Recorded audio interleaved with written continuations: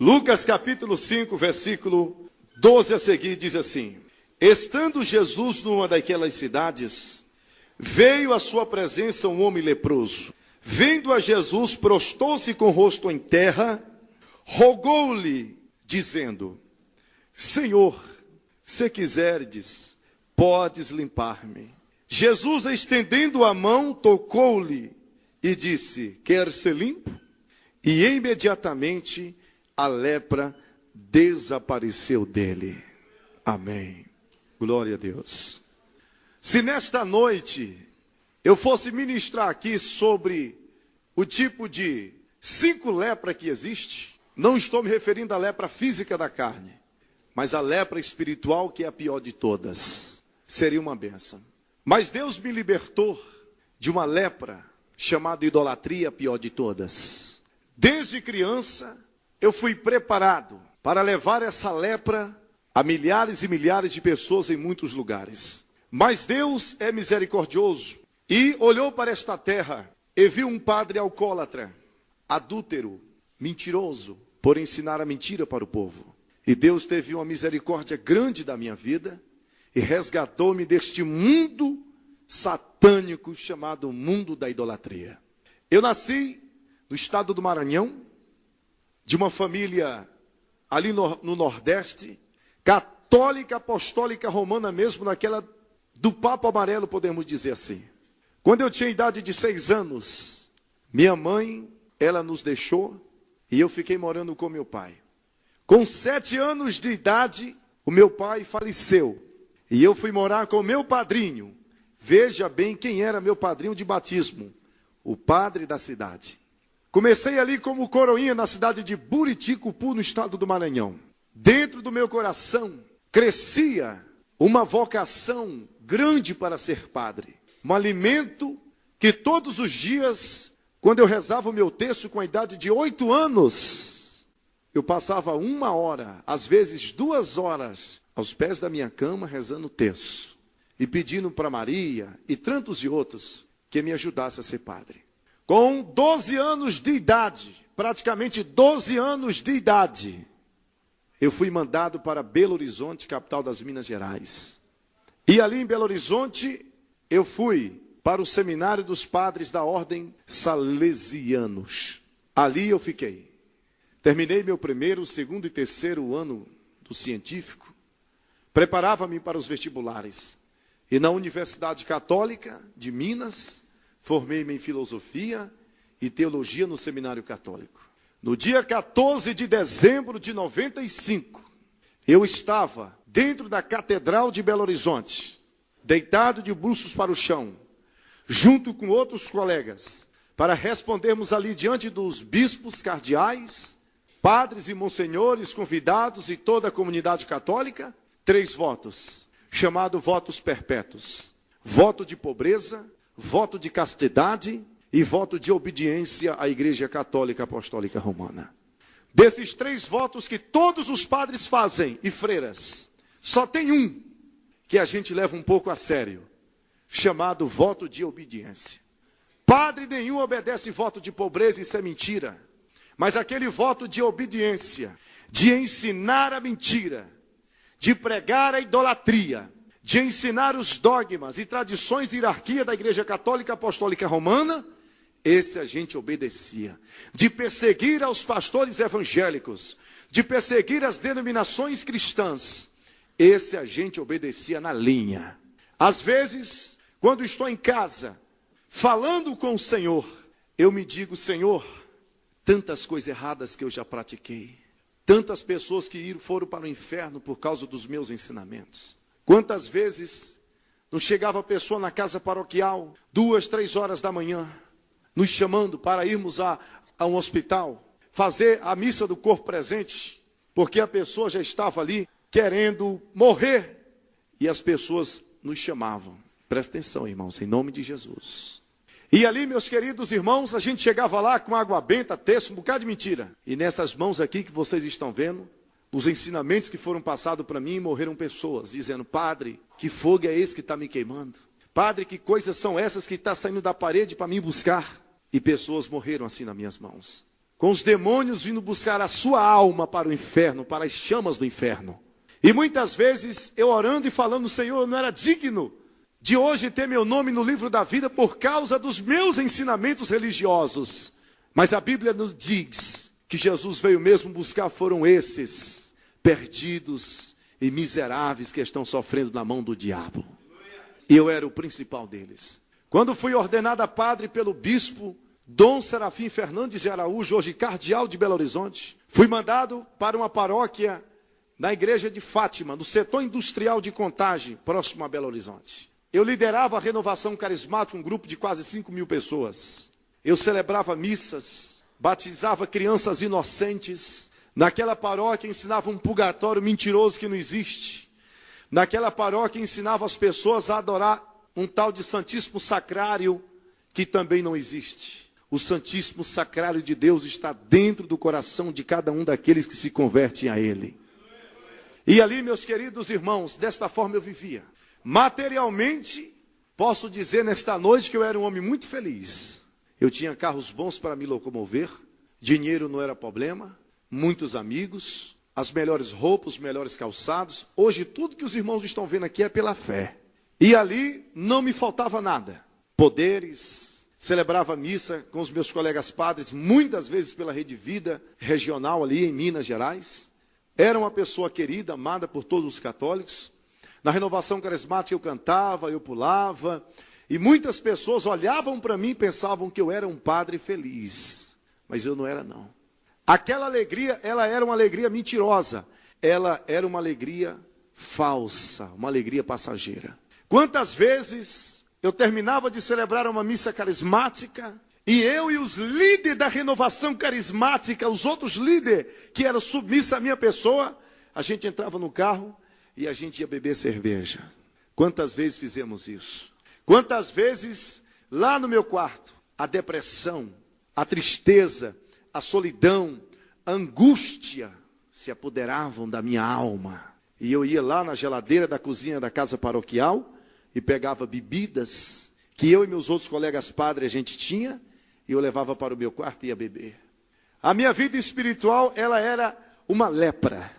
Ela era uma decadência muito grande. Eu era um homem que chorava entre as quatro paredes, em busca de um consolo espiritual. Muitas vezes me confessava com o bispo, ele dizia, padre, faça uma promessa para santo ou a santa da sua devoção.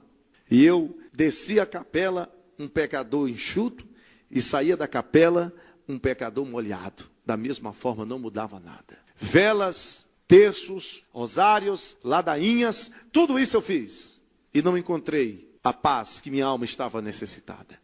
E eu era um homem enfermo. Eu sofria de uma doença chamada câncer no pulmão. Quando meu bispo me chamou e disse, padre, o senhor vai para Salvador, na Bahia, participar de um encontro vocacional. Chegamos em Salvador, na Bahia, me hospedei na casa de um padre amigo meu, ali da paróquia São Francisco de Assis, e participamos daqueles encontros, persuadindo crianças, adolescentes de 12 a 17 anos de idade a entrar no seminário. Eu escrevi um livro, é muito vendido esse livro, o título dele é Coisas que não posso falar ao púlpito. Grande foi a resistência da Igreja Católica Apostólica Romana para que esse livro não fosse publicado, mas ele foi, para a honra e glória do nome de Jesus.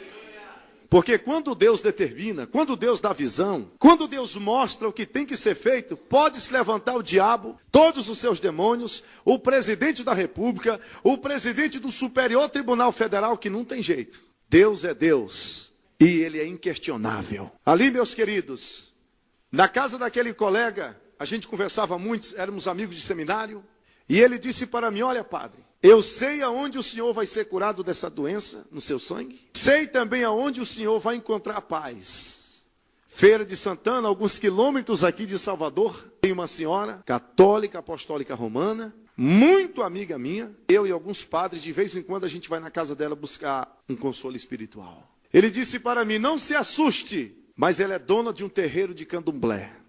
Eu disse para aquele meu amigo, mas e se a cúria nos pega, se o clero nos pega? Ele disse, não se preocupe não, o senhor está na Bahia, e aqui macumba é cultura.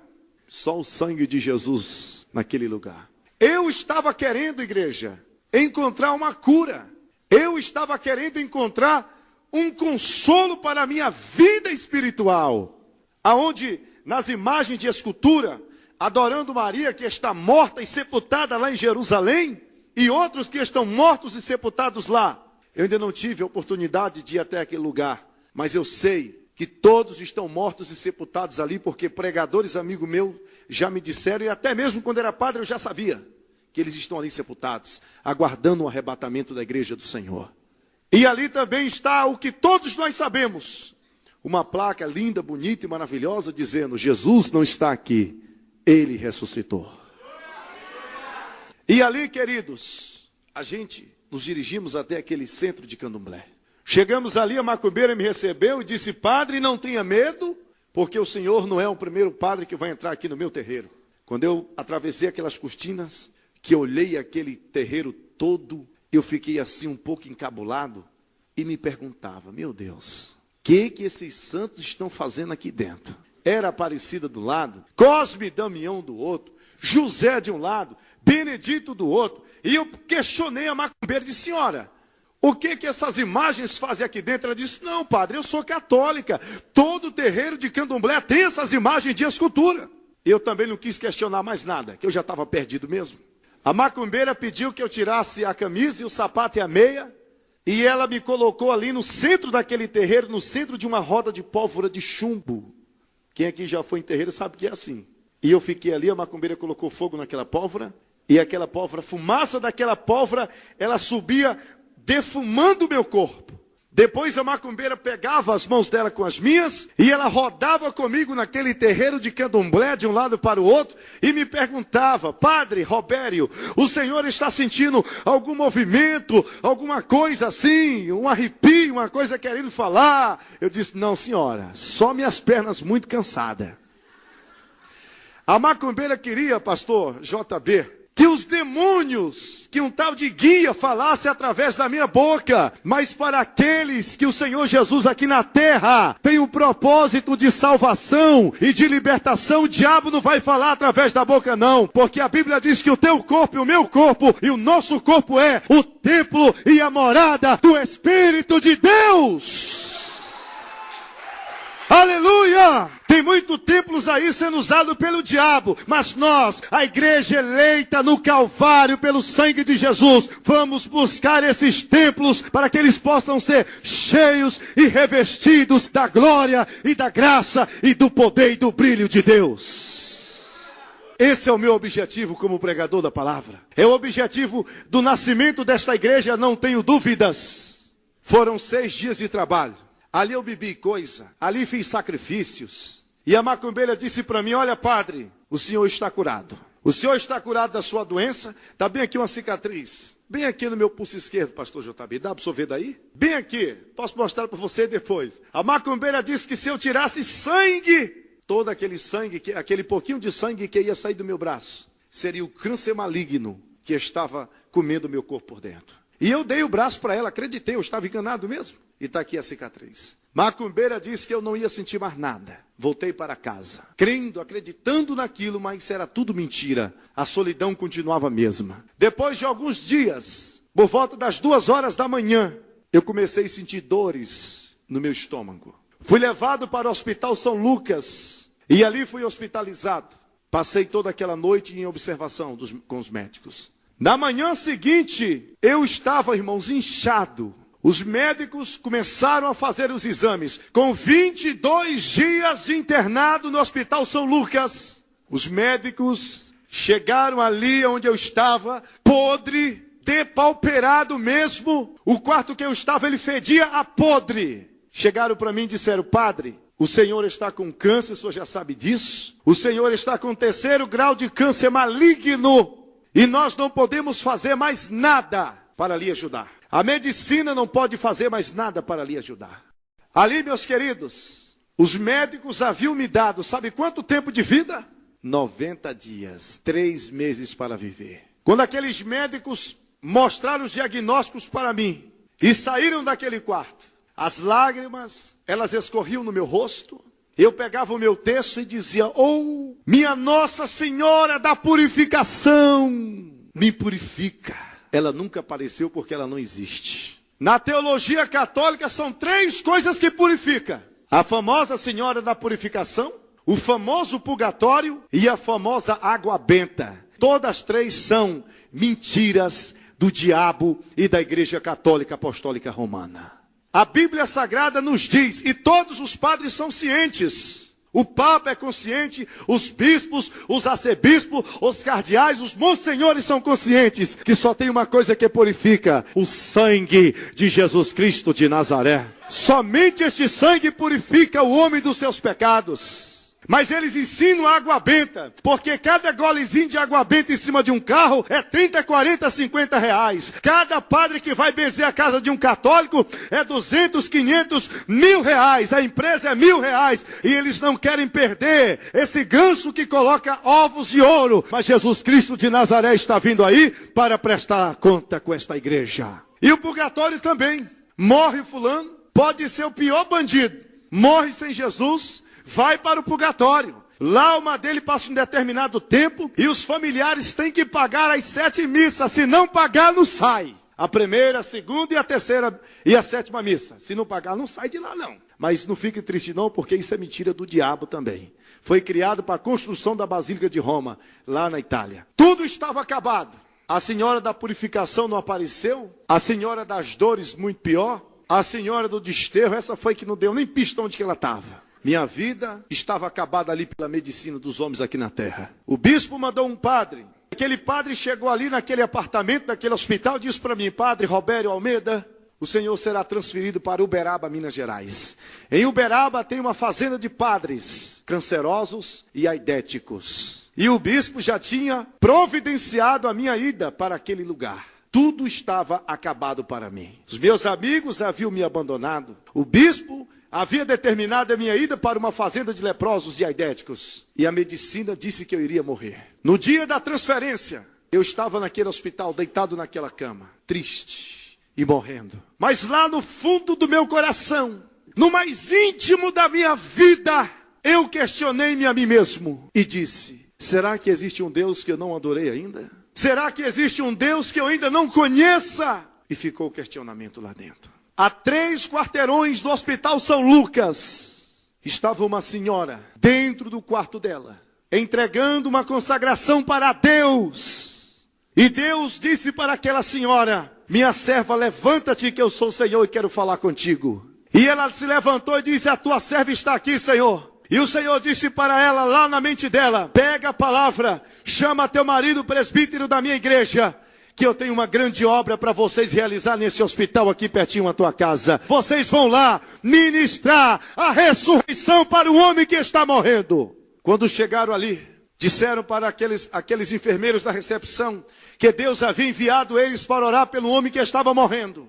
A enfermeira chegou na porta do meu quarto, disse para mim: padre, lá fora tem uma senhora protestante e ela disse que quer entrar aqui e quer orar pelo senhor. O senhor recebe? Olhei para aquela enfermeira e disse: olha, dona, eu detesto protestantes, eu odeio crentes, mas eu vou morrer, pode mandar entrar. Glória a Deus. Eu era muito ignorante, sem Jesus ainda. A enfermeira chegou para aquela senhora e disse: o padre está lhe chamando. E ela se perguntou para ela mesma: meu Deus, um padre, Senhor? Tu me trouxeste aqui, meu Senhor, para pregar para um padre. Quem sou eu, meu Pai? Oh, mas Deus gosta quando o crente se humilha. Quem sou eu, meu Senhor, para pregar para um padre? Eu nem sei ler muito. Eu só sei dizer que o Senhor salva, que o Senhor cura, que o teu sangue purifica, que quem te aceitar vai para o céu, quem não aceitar vai para o inferno mesmo. E o Espírito Santo disse naquele momento: e minha filha, precisa falar mais alguma coisa? Abre a tua boca que eu vou falar através de ti. E quando aquela senhora chegou ali naquele apartamento que estava fedendo a podre, olhou para mim deitado naquela cama e disse: olhe, padre, eu nem lhe conheço, nem sei a doença que o senhor tem, mas o Senhor me mandou vir aqui orar por ti. E ele disse que vai te ressuscitar. Jesus te ama, viu, padre? Quando aquela senhora disse que Jesus me amava, as lágrimas escorriam no meu rosto. E eu dizia: Jesus, havia me esquecido deste nome. havia pedido a minha cura para tantos e outros nomes, uns estão mortos e sepultados, e outros nem existem. Mas eu havia me esquecido de Jesus. Aquela senhora abriu a Bíblia, em João capítulo 11, o versículo 25, aonde o Senhor Jesus diz que Ele é a ressurreição e a vida. E aquele ambiente já começou a mudar. E quando ela dirigiu as mãos para fazer uma oração, aquele apartamento tremia no poder.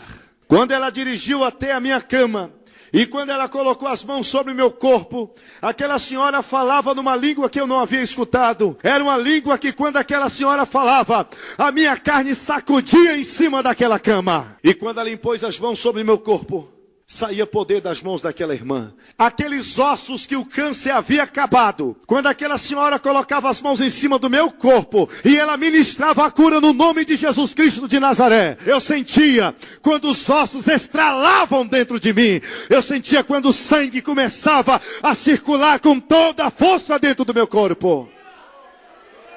E ela disse: o Senhor está curado em nome de Jesus de Nazaré, o Filho de Deus. Os médicos fizeram novos exames. Sabe o que veio nos exames? Que eu estava com um pulmão novo. Sabe o que veio nos exames?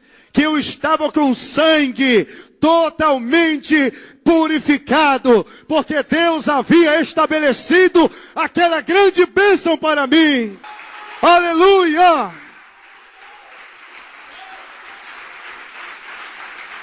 E sabe que a unção de cura já está neste lugar. E entraram pessoas aqui hoje enfermas, mas o Senhor mandou dizer: você não vai sair daqui hoje da maneira em que você entrou, porque na saída deste templo, lá naquela porta, haverá anjos, ministros dos céus, ministrando a cura sobre a tua vida, em nome de Jesus. Se você crê, glorifique a Deus. Aleluia! Aleijados irão andar, diz o Senhor. Cegos irão ver. Surdos irão ouvir. Mudos irão falar. Endemoniados irão ser libertos. Creia e contribua para que isso aconteça. Não feche seu coração. Não deixe o diabo fechar o seu coração para ajudar a casa de Deus. Porque vocês serão abençoados poderosamente. Ali, meus queridos, tudo estava acabado. Quando foi, com 3 dias eu estava, sabe aonde? Curadinho da Silva, lá no gabinete do bispo. O bispo mandou me chamar e disse: olhe, não diga para ninguém que os protestantes entrou naquele lugar e orou pelo senhor.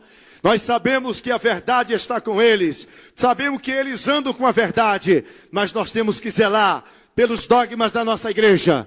Diga que o Senhor fez uma promessa para Nossa Senhora de Aparecida e ela lhe curou. Só que eu fiquei calado, não disse nada. Deus disse para mim através daquela senhora naquele hospital: vou te tirar desta cidade, eu vou te mandar para uma cidade distante. E lá eu já vou preparar um vaso, um pequeno vaso que vai te levar ao meu encontro. Não demorou 3 meses. O bispo Dom Serafim me transferiu para Cuiabá, Mato Grosso. E em Cuiabá fui recebido pelo bispo Dom Bonifácio Piscinini. Fui trabalhar com mais 3 colegas padres, numa igreja bonita, rica, ali no centro de Cuiabá, chamado Santuário de Auxiliadora, uma igreja que fica assim no alto. Ali eu tinha o dobro da mordomia de tudo que eu tinha naquela cidade de Belo Horizonte. Passaram-se alguns meses e o bispo me chamou e disse: filho, o senhor vai dar aula para crianças pobres na zona rural de Várzea Grande. Eu ia dar aula de religião, 2ª, 4ª e 6ª. Veja quem Deus usou para salvar um padre. Primeiro dia naquela aula, os meus alunos, diretores e professores e outros alunos me receberam numa festividade. No 2º dia que eu voltei para dar aula de religião naquela escola, pedi que os meus alunos se colocassem de pé e que rezassem uma Ave Maria. Mas eu observava que no meio daqueles alunos havia uma criança que não rezava, mas orava. Quando sentaram-se, uma criança lá no fundo daquela classe levantou as mãos e disse: professor, eu não vim ontem para a sua recepção, mas eu trouxe um presente para o senhor hoje.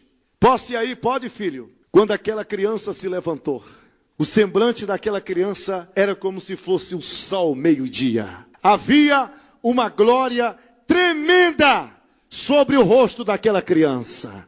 E cada passo que ela dava em direção à minha mesa, o meu coração batia forte, e cada vez mais forte, que parecia que ele iria sair de dentro do meu peito para fora. Quando aquela criança chegou, colocou as mãos na mochila e tirou um presente. Colocou aqueles presentes na minha mão e disse: Padre, receba esse presente que eu estou lhe dando, em nome de Jesus. Quando abri aquele presente, era uma Bíblia Sagrada. Olhei para aquela criança e perguntei: qual o seu nome? Ele disse: meu nome, padre, é Daniel. Disse: Daniel, quantos anos você tem? Tenho 11 anos. Você é católico ou protestante? Ele encheu o pulmão e disse: padre, eu sou crente, filho de pastor, lavado, comprado, transformado, redimido e resgatado pelo sangue de Jesus. Aleluia! Todos os dias, o Daniel levava um folheto para mim e dizia: olha, padre, Jesus te ama e ele tem um propósito na sua vida. Você não tem medo de falar isso para mim? Não tenho não, padre, porque eu estou falando em nome do Senhor dos Exércitos. CDs de testemunho, CDs de louvor, folhetos para me ler. Eu fui discipulado por uma criança de 11 anos de idade. O dia ele chegou e disse: olha, aqui é meu convite de aniversário, eu vou fazer 12 anos. E o Senhor é o meu convidado especial. Não, filho, eu não posso ir na sua casa, Deus me livre, casa de pastor. Mas o senhor vai porque Deus vai lhe levar. Quando foi no outro dia, Deus me incomodou, chamei um coroinha e disse: filho, você sabe onde é este endereço? É esse, senhor, vamos lá, às 6 horas da tarde. Passei na casa do meu coroinha, peguei ele e fui para a casa daquela criança. Quando cheguei lá, me apresentou meu pai, pastor Oséias, e eu disse lá dentro de mim mesmo: minha Nossa Senhora. Quando eu peguei na mão daquele pastor, minhas pernas tremiam tanto que parecia que eu ia cair no chão. Olha, padre tem medo de pastor, que é uma barbaridade. Não é só de pastor não, de qualquer crente cheio do Espírito Santo. Ali, meus queridos irmãos, participamos daquela festa. Fui bem recebido. Eu estava ali pegando mais um pedacinho de bolo, já me sentindo assim como se fosse da família. Porque quando a gente está no meio dos crentes é assim mesmo. Um adolescente, uns 13 anos, chegou para mim e disse: padre, os padres estudam muito a Bíblia, todinha, filha. De Gênesis a Apocalipse, de Apocalipse a Gênesis, de frente para trás, de trás para frente. E dei ali uma aula de teologia para o menino. O garoto disse: muito bem, padre. E por que vocês conhecem tanto a Bíblia, padre, e não falam a verdade? Ah, meu irmão, nesta hora o negócio apertou para o meu lado. Quando o menino começou a rochar: padre, o senhor sabia que os mentirosos vão para o inferno? Padre, o senhor já leu lá que Deus amaldiçoa a bênção dos sacerdotes, que divide a honra e a glória de Deus aqui na terra? Eu disse: espera aí, meu filho, onde é o banheiro, pelo amor de Deus? É ali. E fui para dentro do banheiro, porque eu não aguentava aquela criança cheia do Espírito de Deus. Pastor me disse: padre, eu gostaria de lhe convidar para ir para um culto. Deus me livre, pastor, não posso não. Eu já tenho que ir embora, que às 5 horas da manhã tenho que celebrar a missa matutina. Quando eu estava entrando no carro, um garoto, aquele garoto Daniel, segurou assim no meu braço e disse: padre, eu tenho um presente especial para lhe pedir. O que é que você quer, filha? Tudo o que eu quero, padre, é que o Senhor entre comigo na minha igreja. Que o Senhor me dê a honra de entrar na minha igreja segurado na sua mão para assistir um culto. Eu disse: meu filho, eu não posso fazer isso. Lamento muito, eu lhe dou. Você quer o quê? Um videogame? Não. Uma bicicleta também não. O que eu quero é que o Senhor entre e vá assistir o culto de inauguração do grande templo da minha igreja. Aquela criança começou a chorar, implorando que eu fosse com ele ao culto no outro dia. Eu disse: olha, vamos fazer o seguinte, vou ligar para o bispo, se ele autorizar eu vou com você. Quando eu saí da casa do Daniel, ele pegou a bicicletinha que ele tinha, foi na casa dos pastores, presbíteros, ministros de louvores. Cada casa que ele andou, ficou meu nome para que os irmãos orassem pela minha pessoa.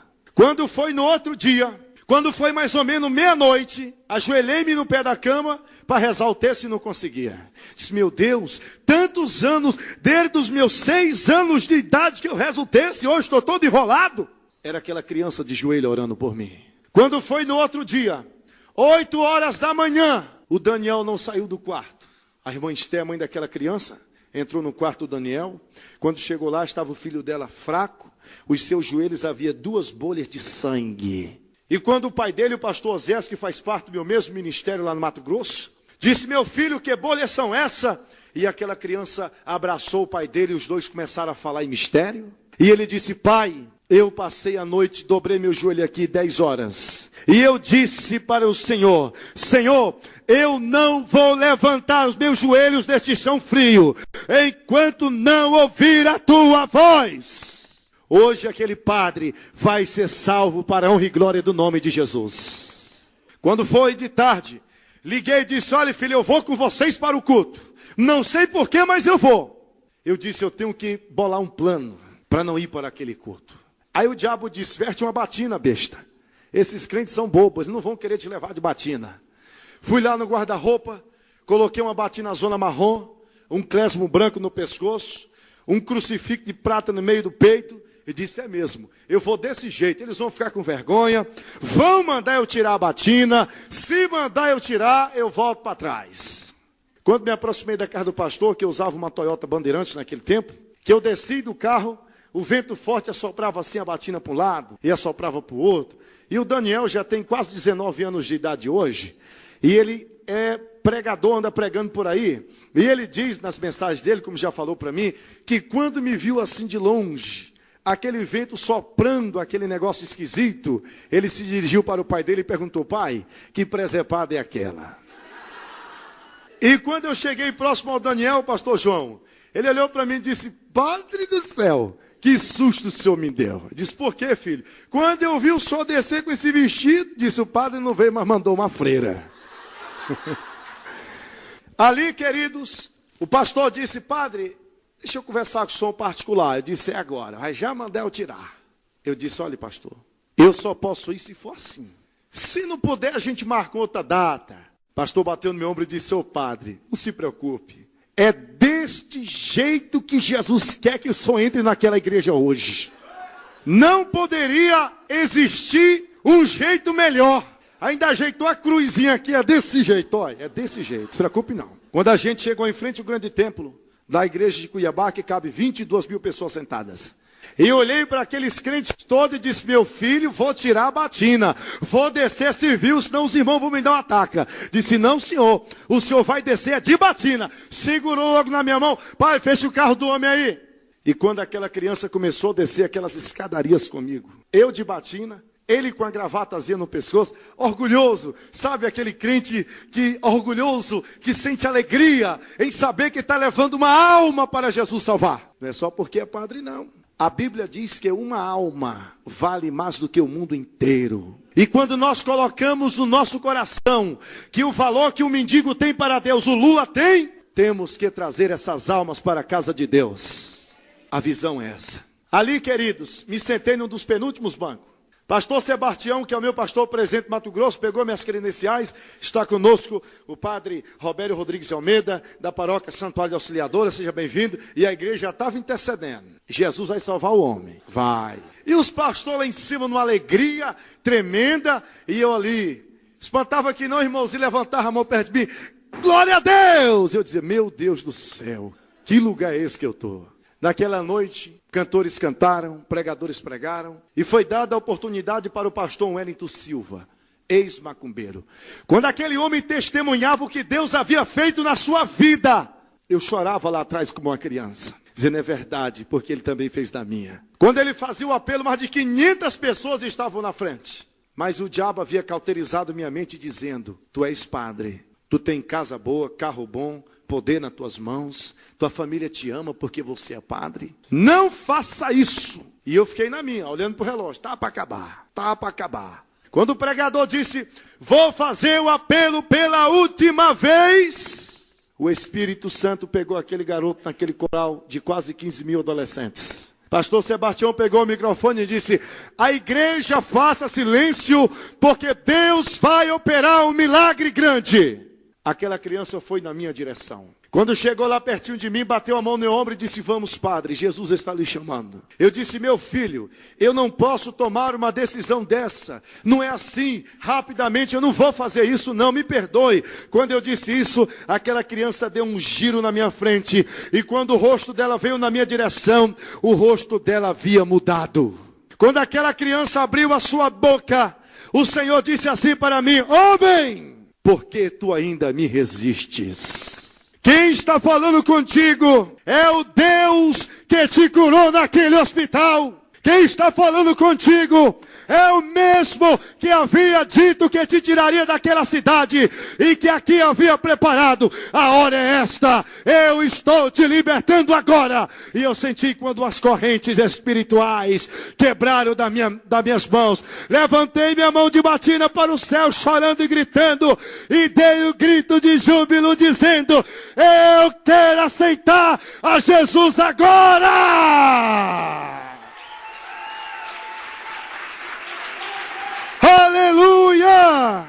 Lá na frente, quando dobrei meu joelho, aquele garoto disse: tire a sua batina. Quando eu tirei a batina que fiquei civil, ele me perguntou: o senhor acredita do batismo com o Espírito Santo? Eu disse: acredito. Ele levantou as mãos dele para o céu e ele ministrou uma oração sobre minha cabeça. E quando ele disse: receba, eu comecei a pular no meio daqueles irmãos e a falar em línguas de anjos. Foi isso que Deus fez em minha vida. Estou terminando. Quando cheguei ali na casa paroquial, as televisões no outro dia noticiavam a minha conversão. O bispo me chamou e disse: padre, que loucura foi essa? Vou chamar a Rede Globo aqui, TV Cuiabá, e o senhor vai dizer do meu lado que os pastores lhe persuadiram, que lhe prometeram dinheiro e fez lá um bocado de coisa. Eu disse: bispo, deixa eu lhe dizer uma coisa. Pastor não me prometeu nada. Ninguém cauterizou minha mente. A minha mente, ao contrário, ela foi descauterizada pelo sangue de Jesus. Se você quer ir morar no céu, eminência, se você quiser que todos os seus pecados, que são dobro do meu, sejam perdoados, faça o que eu fiz, aceite Jesus como seu Salvador. Estava no meu quarto arrumando minhas coisas, ele disse: olha, o senhor não vai sair daqui com nada. Saí daquela casa paroquial só com a roupa que estava no meu corpo, mas saí com aquele que é dono de tudo o que está na minha frente. Hoje tenho testemunhado por muitos lugares esse milagre que Deus fez em minha vida. E hoje aqui nesta comunidade, Jesus também poderá fazer na sua vida. Você que ainda é católico e não sabe nem o significativo da palavra católico apostólico romano. Você que porventura esteja alguém distanciado hoje aqui. Jesus, o Filho de Deus, gostaria que você entregasse sua vida para Ele hoje aqui nesse lugar.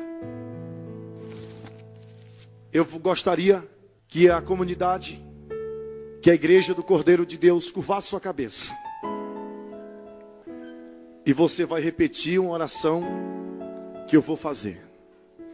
Diga assim: Senhor Jesus, neste momento, eu quero entregar minha vida, meus sonhos, meus projetos, meus propósitos para Ti, Senhor. Quero que o Senhor me perdoe e escreva meu nome no livro da vida. Eu entrego minha vida para Ti, em nome de Jesus. Amém. Você que fez essa oração pela primeira vez, entregando a sua vida a Jesus, eu queria que você viesse aqui na frente receber a oração da libertação. Em nome de Jesus Cristo de Nazaré, eu quero orar por você neste momento. Onde está a primeira pessoa que quer tomar esta decisão com o Rei dos Reis e Senhor dos Senhores? Eu quero orar por você. Vem aqui. Em nome de, já está vindo a primeira pessoa. Vamos dar uma salva de palmas para o Rei.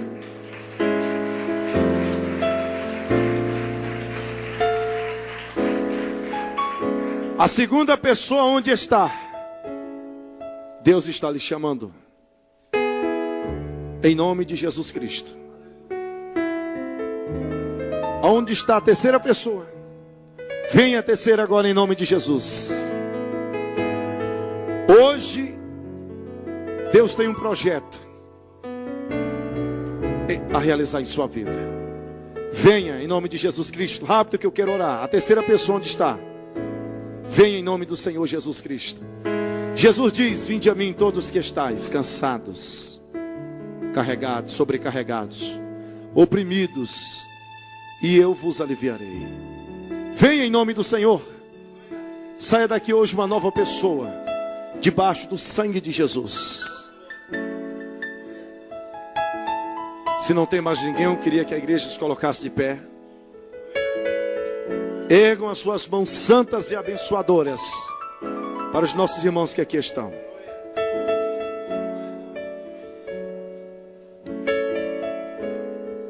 Onde está? Só mais um pouquinho. Eu vou tentar cantar um hino aqui. Quem souber aí o conjunto me acompanhe.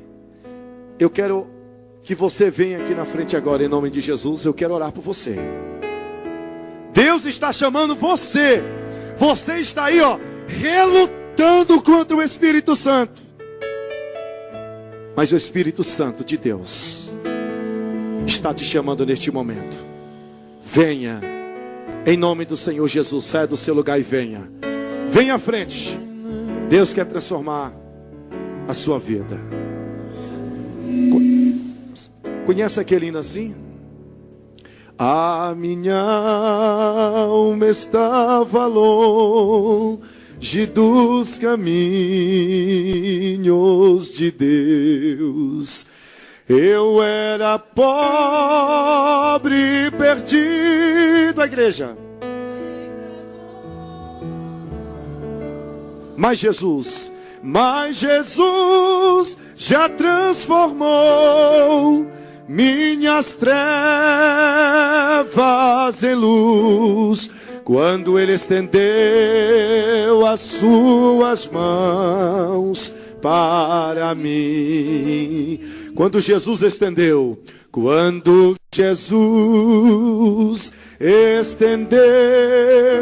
a sua mão, quando Ele estendeu as suas mãos para mim. Eu era pobre e perdido. Eu era pobre e perdido. Sem Deus e sem Jesus. Sem Deus, sem Jesus. Quando Ele estendeu as suas mãos para mim. Mas agora me regozijo.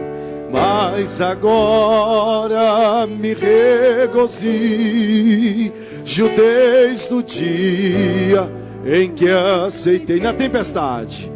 E na tempestade eu posso sossegar. Pois com Deus estou liberto. Do perigo e do mal. Do perigo e do mal, desde que Ele estendeu as suas mãos para mim. Quando Jesus estendeu a sua mão, quando Ele estendeu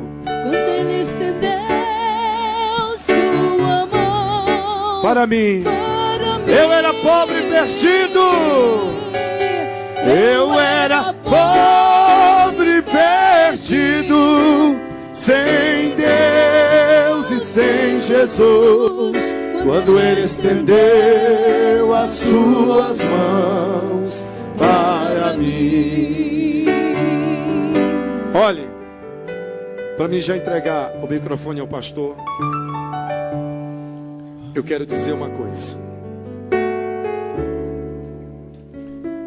Deus está mandando eu dizer a alguém aqui nesta noite. Tem pessoas aqui, ó, que estão distanciadas há dias. E o diabo já preparou muitas ciladas para ceifar a tua vida.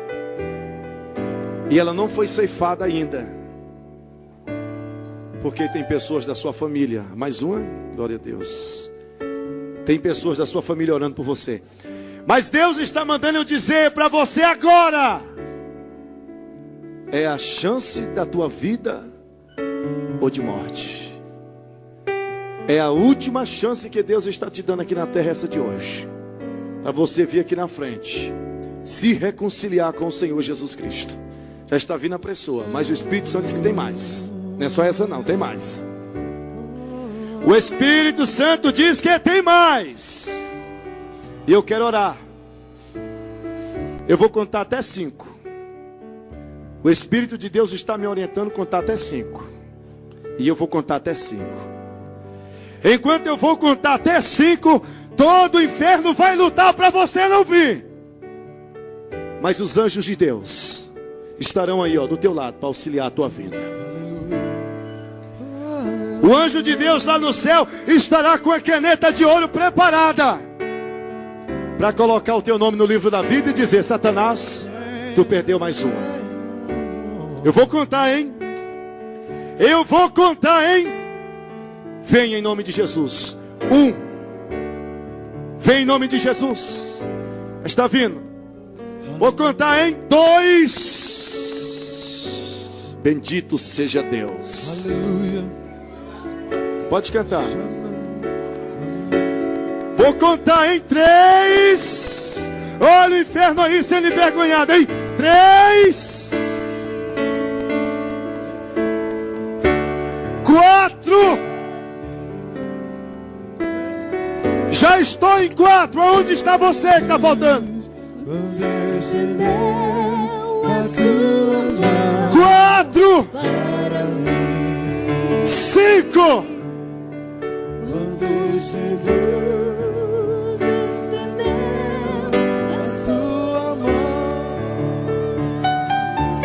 Glória a Jesus. Ainda tem mais alguém? Venha. Nós vamos orar neste momento. Venha em nome do Senhor. Hoje Deus tem vida. E vida com abundância para você.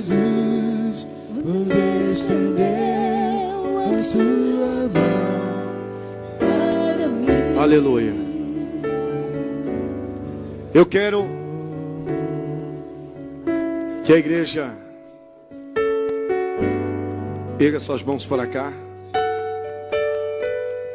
Não tem mais ninguém.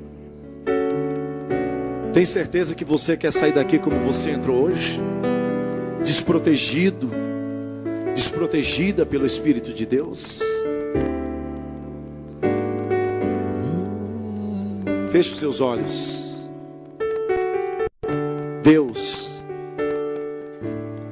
o maior milagre está acontecendo agora. Vidas estão, Senhor,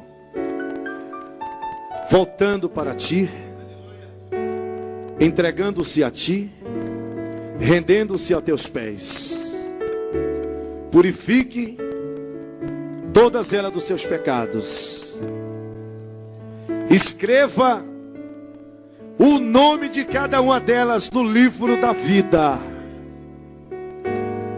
Que elas saiam daqui hoje acompanhadas pelo Teu amor, pelo Teu poder, pelo Teu sangue, pelo Teu Espírito Santo e pelos Teus anjos. E assim nós abençoamos a cada uma dessas vidas que aqui estão, em nome de Jesus Cristo de Nazaré. Amém. Dê uma salva de palmas para Jesus.